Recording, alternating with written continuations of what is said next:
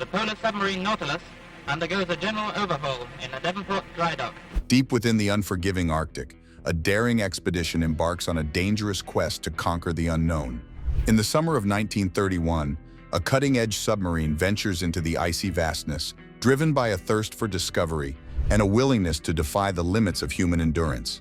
Led by a team of fearless explorers, this groundbreaking mission seeks not only to reach the summit of the world, but also to unravel the secrets hidden beneath the frozen surface. As they navigate the treacherous, cramped conditions and biting cold, the stakes escalate, and the expedition hurtles towards a catastrophic fate that will forever alter the course of history. The Nautilus expedition. For centuries, the quest to reach the top of the world has been a relentless pursuit for explorers. Initially, they employed ships to brave the harsh Arctic conditions, only to find themselves trapped in sea ice, leaving their crews stranded with little chance of rescue. The unforgiving environment, characterized by biting cold and treacherous ice floes, proved to be a formidable foe, claiming the lives of many brave adventurers. Despite these setbacks, the allure of the unknown kept explorers coming back, driven by a burning desire to uncover the secrets of the Arctic. For centuries, the Arctic has been a graveyard for explorers, where the unforgiving environment and treacherous conditions have claimed the lives of many brave adventurers. The quest to reach the North Pole, in particular, has been a daunting challenge, with countless expeditions ending in tragedy. The first undisputed discovery of the North Pole, for instance, did not occur until 1926, and it was achieved from the air in a modified airship that never even touched the ground. This stark reality underscores the daunting nature of the Arctic, where the harsh environment and treacherous conditions have made it a formidable foe for even the most seasoned explorers. Sir Hubert Wilkins, an accomplished explorer, was convinced that there was a better way to conquer the North Pole. Unlike the South Pole, which lies on a continental landmass, the North Pole is situated in the middle of the Arctic Ocean, surrounded by waters, almost always covered in ice. Wilkins believed that a submarine would be the ultimate means to reach the North Pole, as it could be equipped with the latest scientific instruments to unravel the Arctic's greatest mysteries. Wilkins' vision was to use a submarine to explore the Arctic Ocean, which would allow him to reach the North Pole without having to contend with the treacherous sea ice and harsh conditions that had claimed so many lives. He was convinced that this approach would not only enable him to reach the North Pole, but also to uncover the secrets of the Arctic, which had long been shrouded in mystery. With his vision in mind, Wilkins set out to build a state-of-the-art submarine equipped with the latest scientific equipment and designed to withstand the extreme conditions of the Arctic. The submarine named Nautilus was a marvel of modern engineering, capable of withstanding the deep ocean's crushing pressure and the Arctic's biting cold. As Wilkins and his team prepared to embark on their perilous journey, they knew that they were taking a significant risk. The Arctic was a treacherous and unforgiving environment where even the smallest mistake could prove fatal. But Wilkins was undeterred, driven by his passion for exploration and determination to uncover the secrets of the Arctic. On August 11, 1931, the Nautilus set off on its historic journey, venturing into the icy waters of the Arctic Ocean. The expedition was met with excitement and trepidation, as Wilkins and his team knew that they were about to embark on a journey that would push the limits of human endurance. The expedition. As the summer sun began to shine brightly over the Atlantic, Sir Hubert Wilkins prepared to embark on a journey of his lifetime. His mission was to conquer the unforgiving Arctic, a realm where few had dared to venture. Wilkins' plan was to set sail across the Atlantic, navigating the treacherous waters to reach the Arctic Circle. From there, he would chart a course westward, a journey that would span over 3,000 kilometers.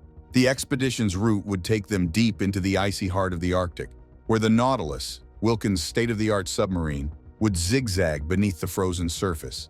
The team would have to be cautious, as the ice was treacherous and unpredictable, with openings and crevices that could swallow a ship whole. Over the course of 6 weeks, they would emerge from the depths, only to plunge back into the darkness, driven by their determination to reach the North Pole.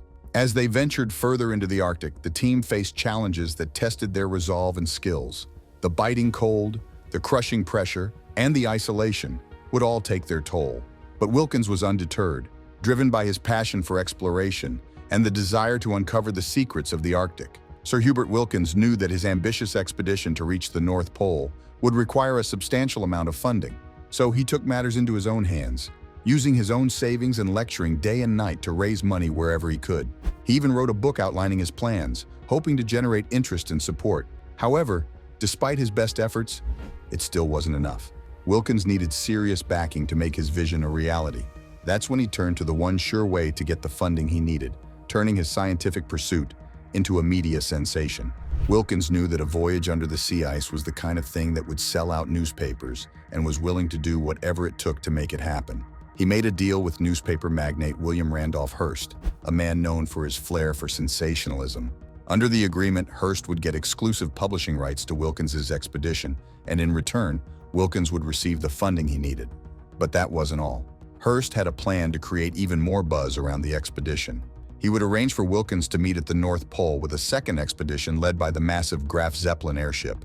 The airship would fly overhead just as Wilkins emerged from the ice, creating a captivating spectacle that would captivate the public. The plan was to create headlines that would make the world sit up and take notice.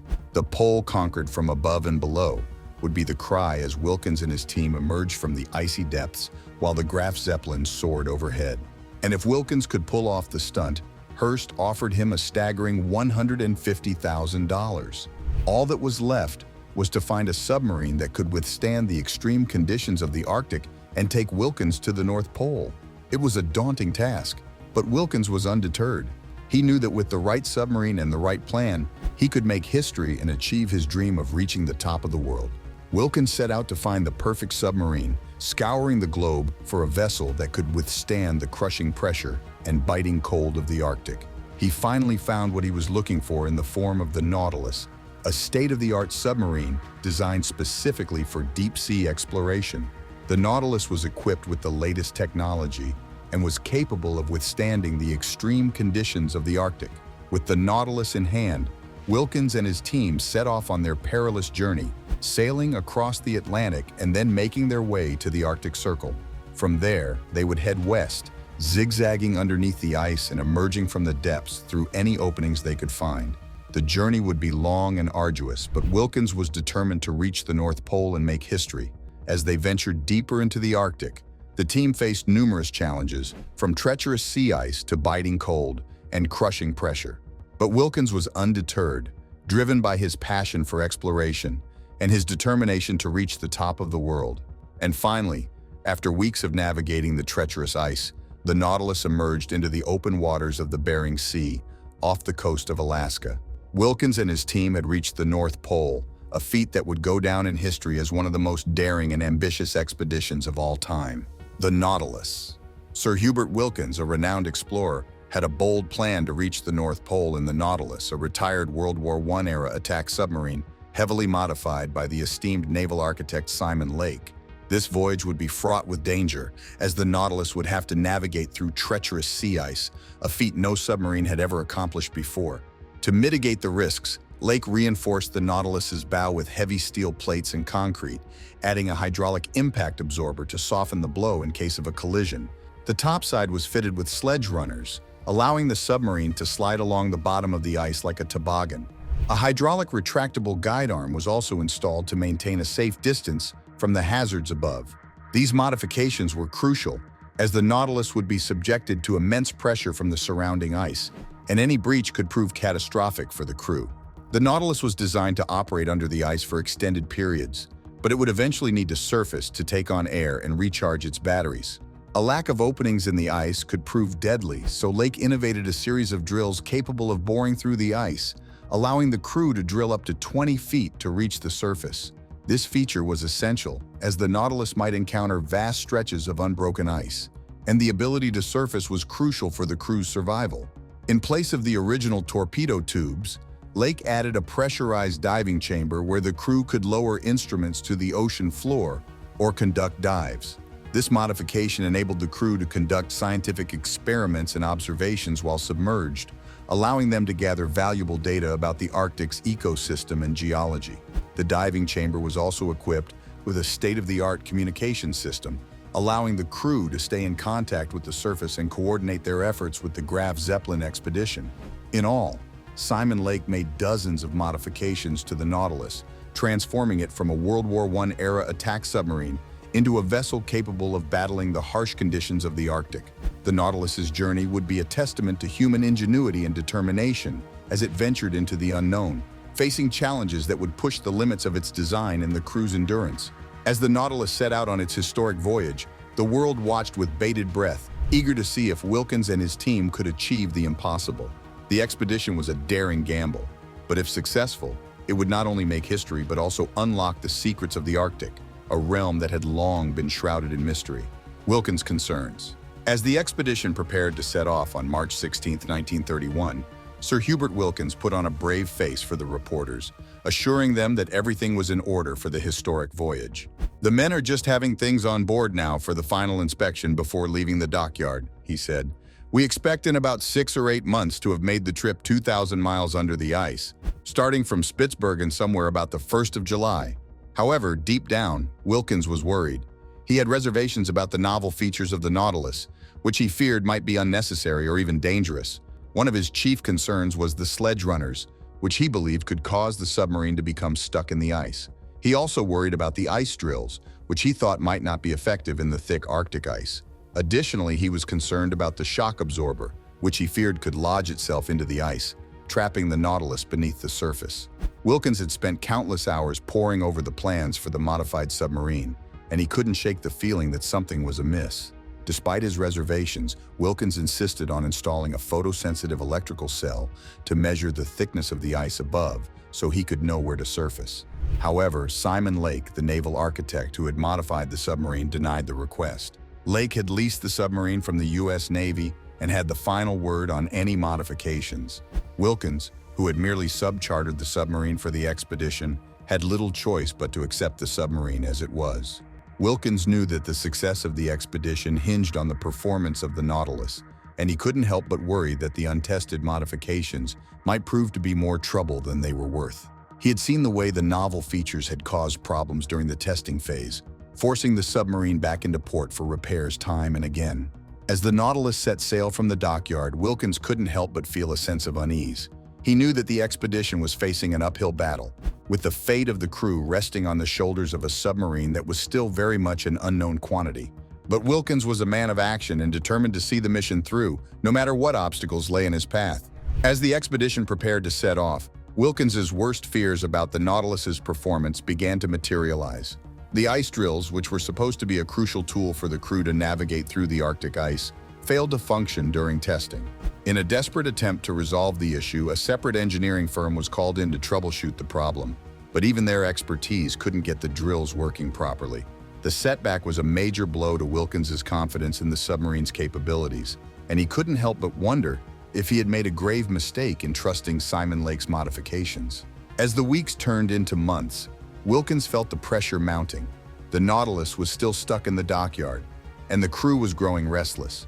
The expedition's original timeline had been pushed back, and Wilkins knew that if the Nautilus didn't meet the Graf Zeppelin at the North Pole, he would lose out on Hearst's prize money.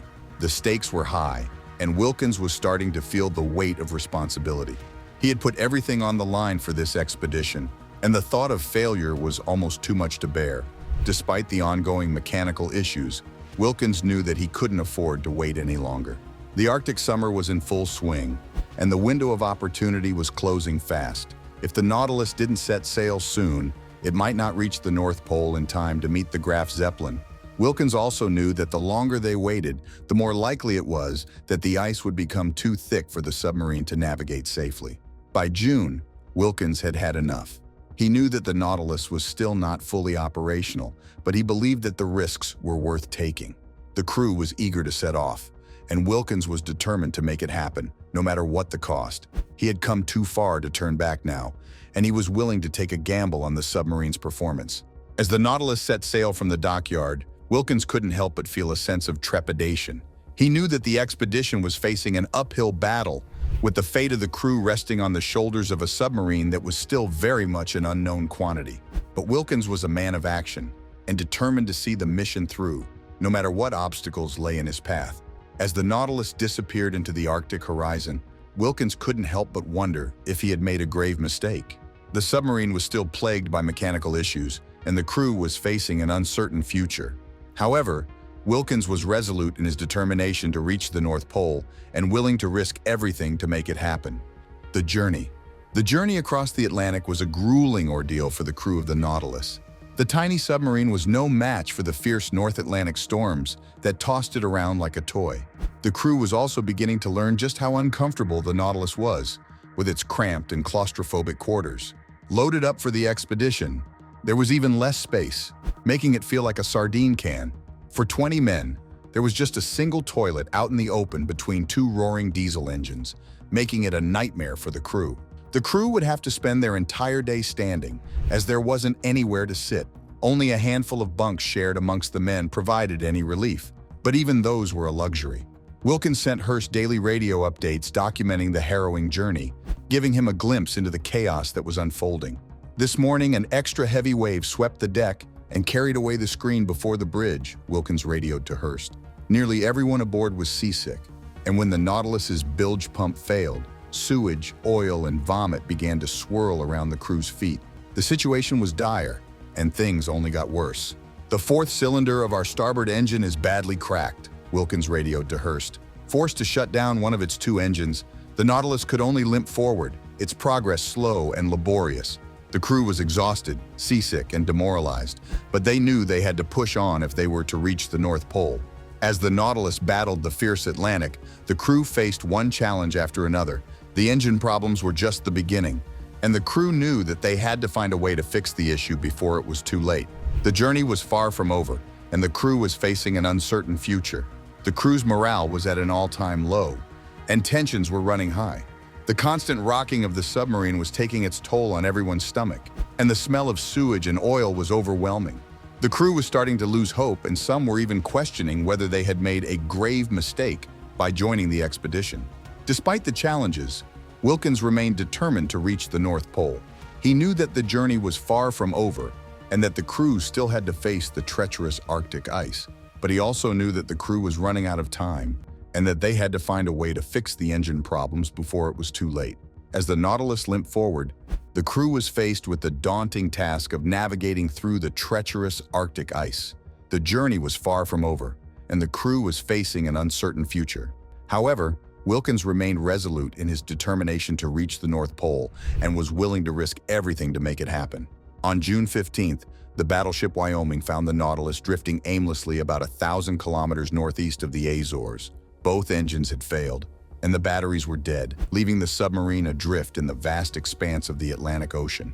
Wilkins faced the humiliation of having his sub towed the rest of the way across the Atlantic, a far cry from the triumphant arrival he had envisioned. The situation only worsened when 4 crew members quit, unable to endure the hardships any longer. The Nautilus once again needed major repairs, and it would take weeks for replacement parts to arrive from the United States. This delay meant that there was no longer enough time to catch up with the Graf Zeppelin, dashing Wilkins's hopes of a grand rendezvous at the North Pole. In a stunning blow, Wilkins could no longer claim Hurst's prize money, a devastating financial setback that threatened to derail the entire expedition. The media also turned against him, running headlines that openly mocked his ambitions and questioned his leadership. Wilkins was under mounting pressure, both from within and without. His submarine didn't work, his crew was demoralized, and winter was fast approaching. At this point, just about anyone else would have thrown in the towel. But this was Sir Hubert Wilkins, a man known for his unwavering determination and resilience. Despite the overwhelming odds, he refused to give up on his dream of reaching the North Pole. Wilkins knew that the journey ahead would be even more challenging than the one they had just endured. The Arctic ice would be thicker and more treacherous, and the crew would be pushed to their limits. But he also knew that he couldn't turn back now, not after coming so far and facing so many obstacles. As the Nautilus was towed back to port, Wilkins steeled himself for the challenges that lay ahead. He knew that he would have to rally his crew, find a way to repair the submarine, and somehow make up for lost time. It would be an uphill battle, but Wilkins was determined to see it through, no matter what the cost. The North Pole. Despite being months behind schedule, Wilkins refused to give up on his expedition. On July 28th, the Nautilus finally set off for the North Pole, still plagued by mechanical issues, but the crew had grown accustomed to making repairs on the go. By August 15th, the submarine had reached the last inhabited land before the Arctic, and Wilkins was finally sending out upbeat progress reports. a stark contrast to the despair that had gripped the crew just months before. As the Nautilus continued its journey, the crew began to collect scientific data, a welcome respite from the cramped conditions of the submarine. Back home, Hearst relayed fascinating new discoveries, including a warmer layer of water deep below the surface, which was considered vital for predicting weather. The news boosted the crew's morale, and they pressed on, determined to reach their goal. After traveling a week on the ice, the Nautilus reached 82 degrees north, a milestone that had never been achieved by any vessel under its own power. It seemed that Wilkins would finally succeed in his quest to reach the North Pole, and the crew was ecstatic. The journey had been long and arduous, but they had persevered, and their determination had paid off. As the Nautilus continued its journey, the crew knew that they were getting close to their goal.